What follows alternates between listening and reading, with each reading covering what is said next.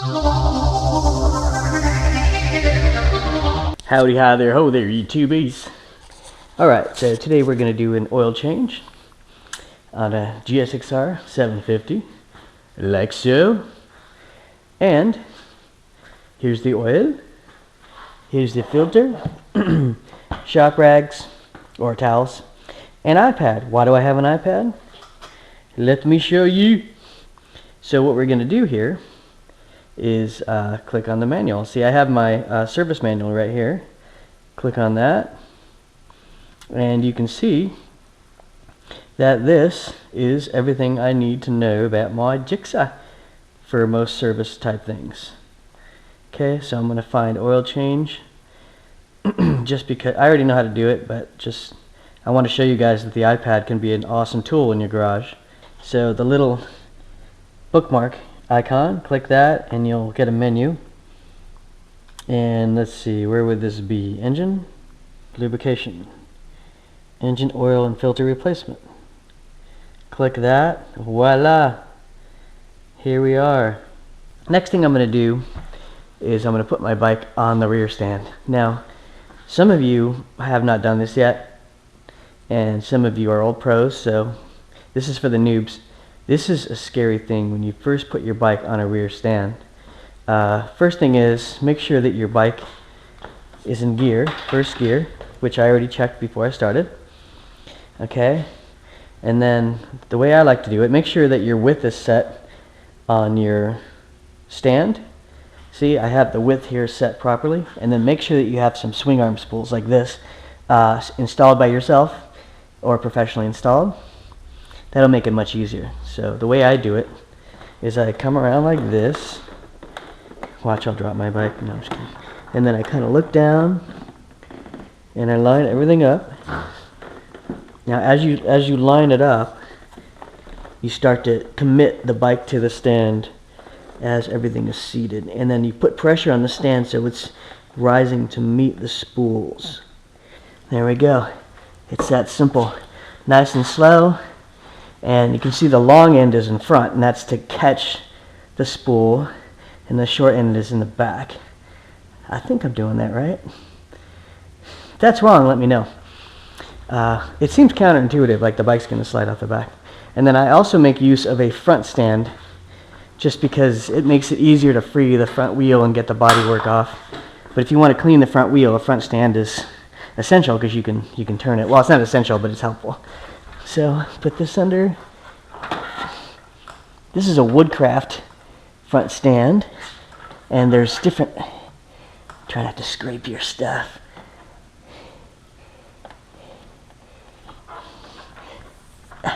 There's different pins for your bike that are sold by Woodcraft, and those, see, that's really easy. Those pins let you, you know, use this stand for different bikes, R1, whatever, Gixxer, Ninja 300, doesn't matter.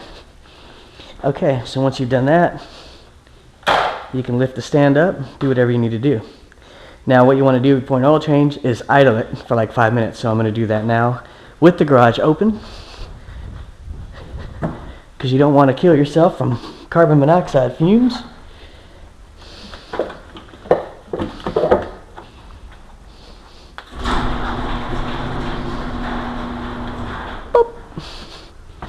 Okay. And then you want to make sure the bike is in neutral so it does not fly off the stand. Neutral light is on.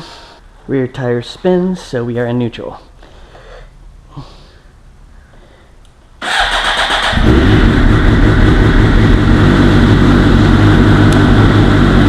Okay, we're just going to let it warm up for about 5 minutes.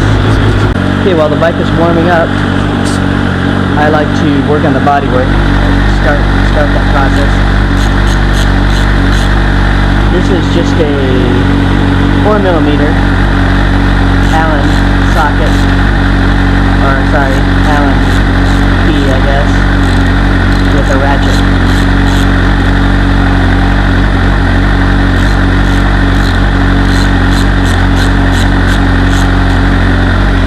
If you don't have a set of these, definitely get a set, because these will be the best things you ever buy for your bike. Comes in a kit like this, and these are useful too. But yeah, this is super handy for metric bikes.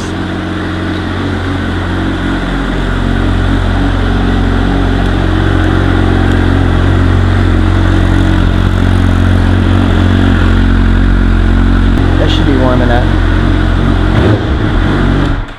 Okay, shut it off. Okay, I'm going to take the bodywork off and I'll be right back with you. So, got the body panels off finally. Got the left side off, lower fairing.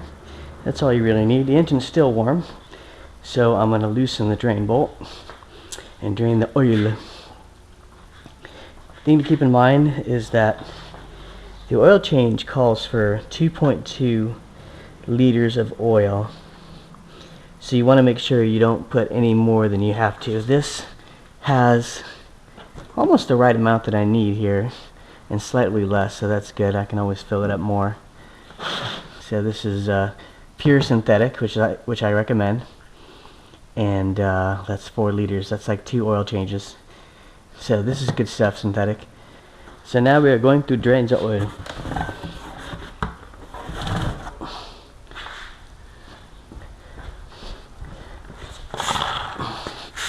Make sure you give it some distance, because it's probably going to squirt out like that. So, yeah, that's got to be it. I like to double check and triple check. Okay, so I'm going to use my handy dandy ratchet again. I'm going to guess at the size here. There we go. So the size on this, 17 millimeter. Yeah, getting the body panels off is a pain. You get used to it, but I don't do it enough to be awesome at it yet. So this might need a torque wrench. So this calls for a torque wrench. Torque wrench. Torque wrenches are good because it'll prevent you from over tightening, and you can dial in the torque that you need. Yeah, there it is. It's lefty loosey. Sometimes these are reverse threaded.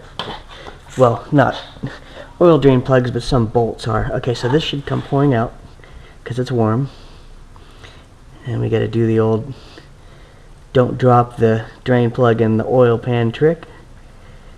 This could come right at me.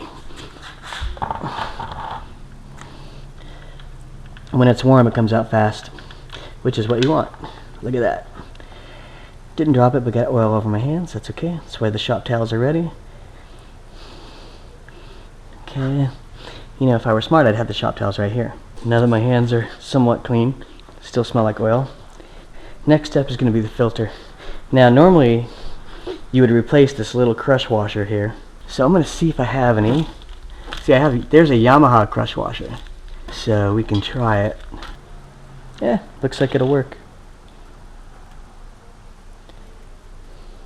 Don't I feel clever? That old crush washer was a pain to get off. I had to basically pry it off with pliers. Okay, new crush washer.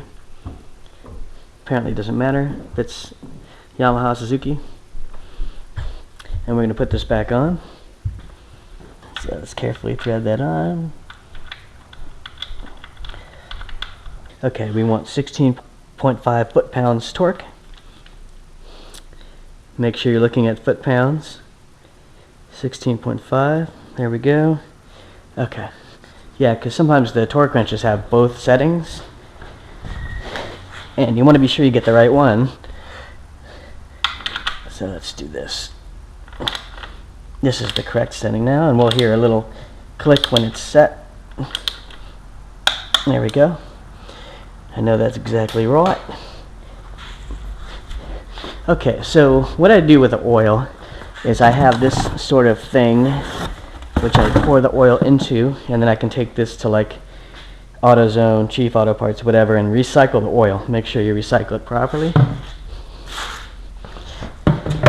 You don't want to just dump it down the toilet or in the drain. You want to make sure you take it somewhere, dispose of it properly. I just emptied it so it's nice and empty. And I still have to do the filter. Good to clean as you go.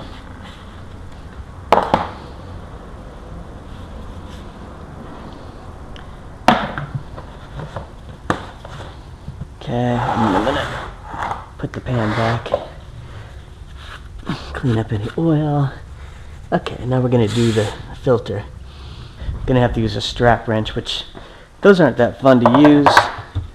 They're not as effective, but I'll do what I gotta do. Okay, this is an oil filter strap wrench. Primitive, but it works by leverage. So when you take your filter off, you want to make sure your oil pan's ready, because there will be oil that comes out.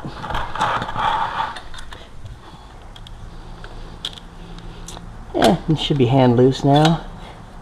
Okay. Always check to make sure you're turning it the right direction so you don't tighten it when you're trying to loosen. Okay, oil's coming out as expected. Got the pan ready.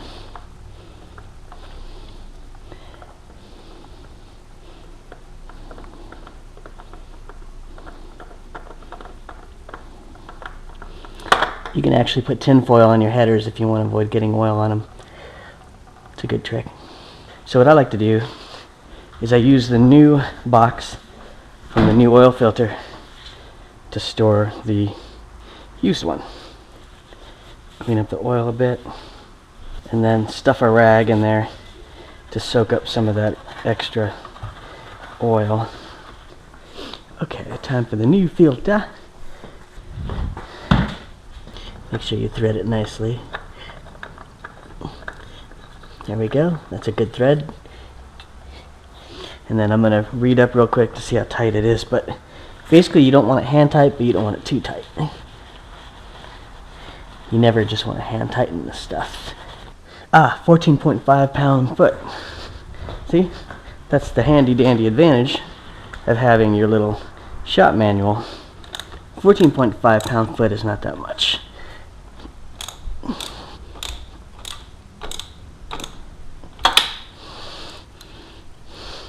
Okay, that should be good.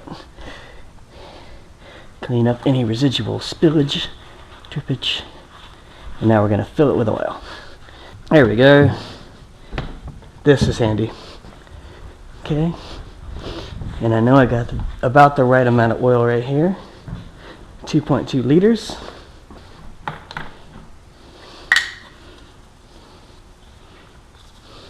Now all of this should go in there.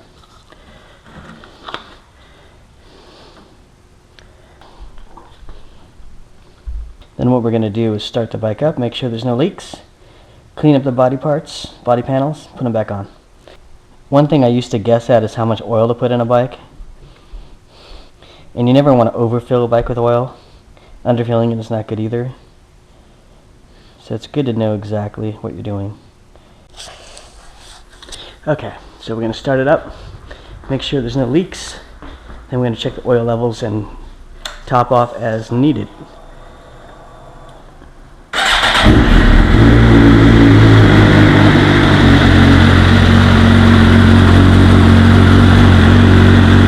So far so good.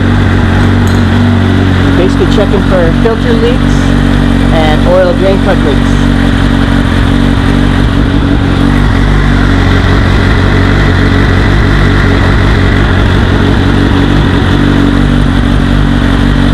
And gonna wipe some residual oil off the headers before they get hot.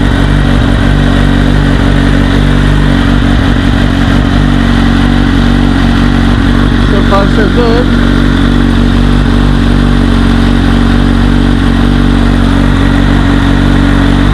Okay, once the oil is in the system, we're going to check the levels. Okay, so I've been filling up the bike with oil, working up toward the middle of the sight glass. Just reread the instructions, and vertical is good for checking that sight glass. Okay, got the body panels back on for the most part. Now I'm just tightening everything. It's a series of snaps and pressure plugs and all kinds of crazy stuff. And then a quick cleanup and we are good to go. Because I got my oily hands all over this thing.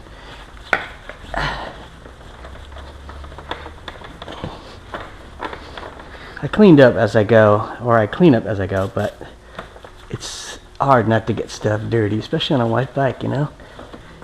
Okay, that's pretty good. Pretty good. Alright, that's it. Oil change complete.